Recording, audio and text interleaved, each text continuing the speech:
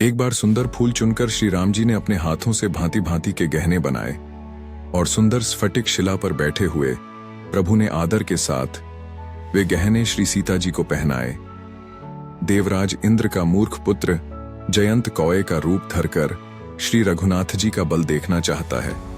वह मूढ़ कौआ सीता जी के चरणों में चोंच मारकर भागा। जब रक्त बह चला तब श्री रघुनाथ जी ने जाना और धनुष पर सींग का बाण संधान किया। श्री रघुनाथ जी जो अत्यंत ही कृपालु हैं और जिनका दीनों पर सदा प्रेम रहता है, उनसे भी उस अवगुणों के घर मूर्ख जयंत ने आकर छल किया। मंत्र से प्रेरित होकर वह ब्रह्म बाण दौड़ा। कौआ भयभीत होकर भाग चला। वह अपना असली रूप धरकर पिता इंद्र के पास गया, पर श्री राम जी का विरोधी जानकर इंद्र ने उसको नहीं रखा। तब वह निराश हो गया। उसके मन में भय उत्पन्न हो गया। वह ब्रह्मलोक, शिवलोक आदि समस्त लोकों में थका हुआ और भय शोक से व्याकुल होकर भागता फिरा, पर रखना तो दूर रहा, किसी ने उसे बैठने तक के लिए नहीं कहा। श्री राम जी के द्रोही को कौन रख सकता है? नारद जी ने जयंत को व्याकुल देखा तो उन्हें दया आ गई, क्योंकि संतों का चित्त बड़ा कोमल होता है।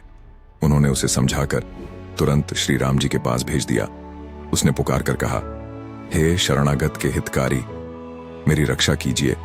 आतुर और भयभीत जयंत ने जाकर श्री राम जी के चरण पकड़ लिए और कहा, हे दयालु रघुनाथ जी, रक्षा कीजिए।